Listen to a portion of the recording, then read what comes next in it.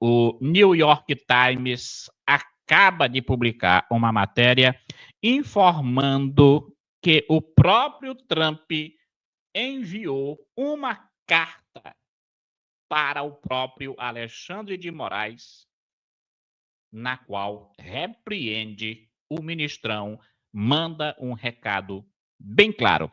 Uma reportagem do jornal The New York Times, publicada nesta quinta, revelou que o Departamento de Justiça do governo americano enviou uma carta ao ministro Alexandre de Moraes repreendendo o magistrado por uma ação tomada contra uma rede social americana. Isso dizem que ocorreu aproximadamente um mês atrás. Eu acho que o envio dessa carta coincide com a mudança de rumos que foi feita pelo Alexandre de Moraes. Quem não lembra que, de repente, o Alexandre de Moraes começou a flexibilizar as coisas? Foi mais ou menos há um mês atrás que ele deu prisão domiciliar para Débora Rodrigues. Foi mais ou menos um mês atrás que ele começou a liberar alguns idosos, pessoas doentes, para ir para a prisão domiciliar. De repente, o Alexandre de Moraes deu, assim, uma mudada, liberou até o Roberto Jefferson, que estava preso aí, acho que há mais de 2 anos.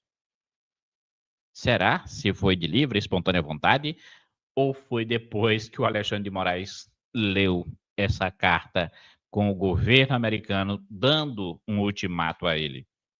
De acordo com a carta divulgada em matéria do jornalista Jack Nickas, o Departamento de Justiça enviou a correspondência para Moraes neste mês, repreendendo-o por ordenar que a Rumble, uma rede social americana popular entre os conservadores, bloqueasse as contas de um usuário específico. O The New York Times relata que teve acesso a uma cópia do documento que não havia sido divulgada anteriormente. Procurada pelo jornal americano, a assessoria do magistrado disse que não comentaria o assunto. Rumores sobre possíveis sanções ao ministro do STF ganharam forças nos últimos dias, desde que o próprio secretário de Estado americano, Marco Rubio, afirmou no Congresso dos Estados Unidos que punições contra um membro do STF eram muito prováveis. Esta semana, o governo dos Estados Unidos divulgou uma nova política de sanções, que teria como alvo oficiais governamentais que censuraram cidadãos americanos. Ao Metrópolis, a Embaixada dos Estados Unidos no Brasil afirmou que no momento não tem informações a compartilhar sobre quais indivíduos serão alvo das sanções. Vocês viram?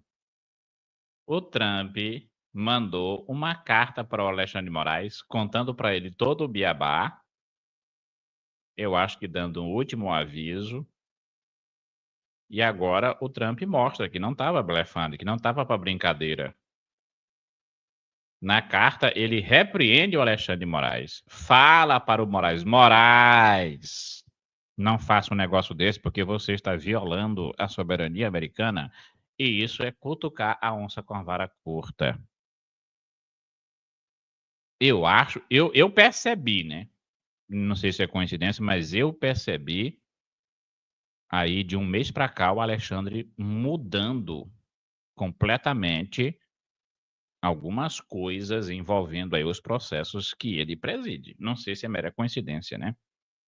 O lunático do Brasil, eu vou dizer assim, achava que não existia nenhum mais louco, entre aspas, do que ele, com poderes capazes de colocá-lo numa camisa de força. Parece que agora é isso que está acontecendo. O lunático do Brasil, que quase incendeia esse país de norte a sul, que rasgou sucessivamente a nossa Constituição, que promoveu censura, perseguição até a cidadãos americanos residentes naquele país, agora ele percebeu, tem alguém mais forte do que ele que pode colocá-lo numa camisa de força.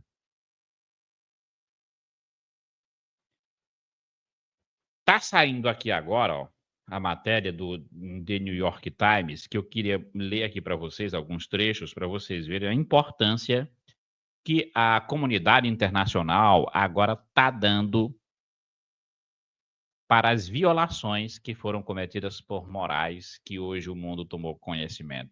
O mundo está estarrecido com o que estava acontecendo aqui no Brasil. Ó, governo Trump mira juiz brasileiro por censura. Quem é esse juiz? É claro que é o Xandão, né? uma nova política do Departamento de Estado dos Estados Unidos para restringir vistos de autoridades estrangeiras que censuram vozes online parece ter sido elaborada para um juiz específico do Supremo Tribunal Federal Brasileiro.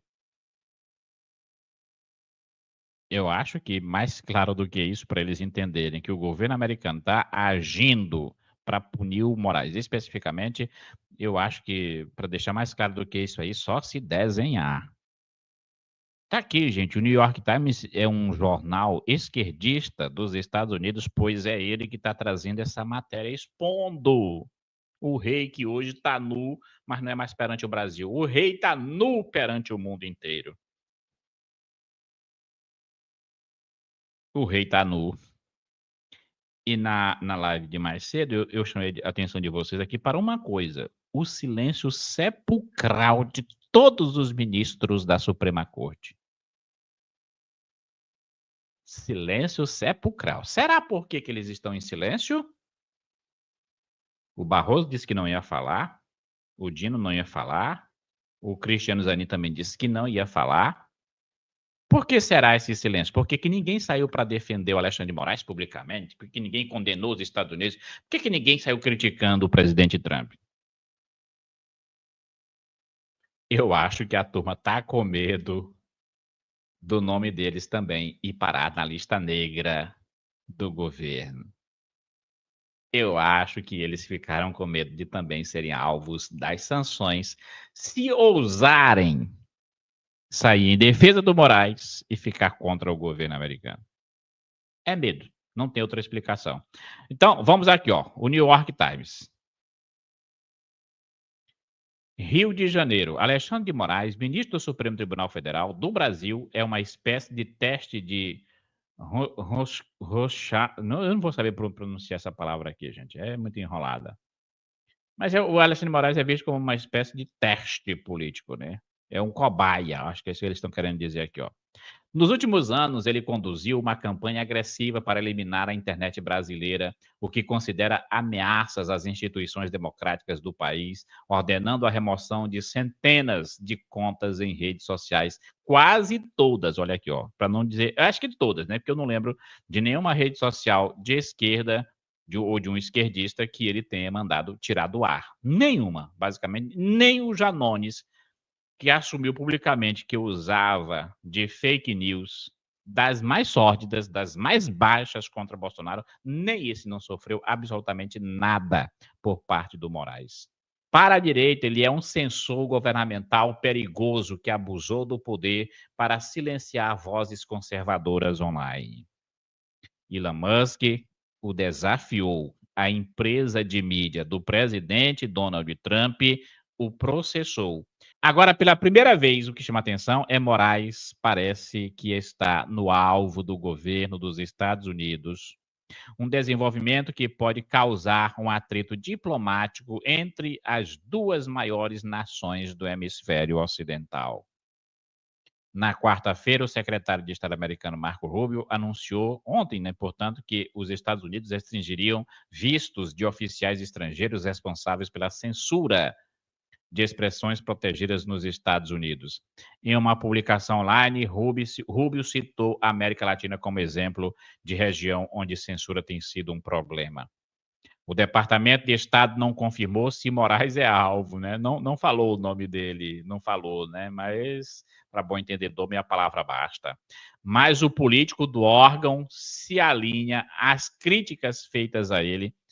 Ele está dizendo aqui, ó, que Moraes se enquadra dentro de todos os critérios que foram colocados pelo governo americano para o indivíduo sofrer sanções, incluindo restrições a oficiais que exigem que empresas de tecnologia americanas removam conteúdos ou ameacem emitir mandados de prisão contra residentes dos Estados Unidos por declarações feitas online.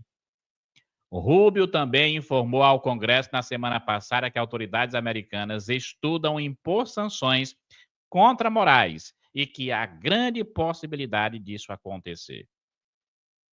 Separadamente, o Departamento de Justiça enviou uma carta a Moraes, olha só, neste mês, repreendendo-o por ordenar a Rumble rede social americana popular entre conservadores que bloqueasse as contas de um usuário específico, segundo cópia da carta obtida por The New York Times, que não havia sido divulgada antes.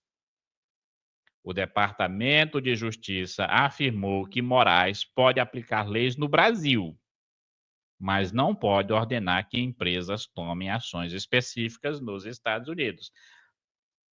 Meu amigo, a carta está dizendo para Moraes, a carta do Trump dá uma lição de direito para o Moraes. Moraes, a tua jurisdição se resume ao território brasileiro. Fora do Brasil, principalmente nos Estados Unidos, você não tem autoridade nenhuma. Zero autoridade. Portanto, se recolha ao seu quadrado. É esse o recado do governo americano. Um porta-voz de Moraes preferiu não comentar. Olha o silêncio! Olha o silêncio sepulcral do Xandão. Por que o Xandão não usou peitar o Trump? Ele não é o malucão, ele não é o doidão, ele não é o todo-poderoso. Ele não é o cara que está acima de tudo e de todos. Pelo menos ele se acha, né? Por que ele não peitou? Respondendo de maneira ríspida, de maneira agressiva, a carta de Trump. Por que não? Ele é tigrão lá dentro do Supremo Tribunal Federal, lá ele manda e desmanda, lá ele cresce para cima até dos outros ministros do STF. Mas aí o Trump manda uma carta para ele e ele fica murchinho. E ele não diz nada. Olha aqui, ó, um porta-voz de Moraes preferiu não comentar. Olha que surpresa, né? Que surpresa. Doido, dizem que doido é doido quando você dá uma nota de dinheiro para ele e ele pega e rasga essa nota e joga no lixo, né? Aqui me parece que nós temos alguém que se faz de doido. Mas não é tão doido assim, né? Porque se ele fosse doido, ele teria ido para cima do Trump aí. Mas viu a carta, o Trump repreendendo ele, ele ficou murchinho. Ficou ali um cordeirinho.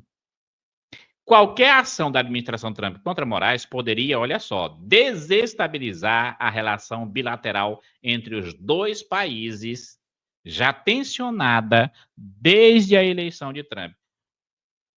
O que mais que falta para acontecer, meu amigo? O que mais que falta para acontecer para o governo Trump ver essas autoridades brasileiras realmente como inimigas da democracia, inimigas do povo e do governo americano? No meu ponto de vista, não falta mais absolutamente nada. Olha aqui, ó, agora há pouco também, o próprio advogado de Trump deu uma entrevista a uma televisão aqui no Brasil e não poupou as críticas. Desceu também o sarrafo. Outros ministros do Supremo Tribunal Federal que encaminharam ordens judiciais sigilosas para empresas americanas dentro do território americano para censurar a cidadãos americanos e bloquear monetização de contas dentro do território dos Estados Unidos? Ou esse é o único ministro que fez isso? Essa ação, em Itamaraty tem, obviamente, um diretório, né, jurídico que sabe avaliar essas coisas. Cumpre com os tratados Brasil e Estados Unidos ou estaria em violação desses tratados? Essas ordens de censura que foram encaminhadas dentro do território americano foram com notificação ao governo dos Estados Unidos ou foram às escondidas do governo americano? Eu vou te dar um exemplo. Quando eu fui procurador federal em Nova York, trabalhei com investigações que envolviam Brasil.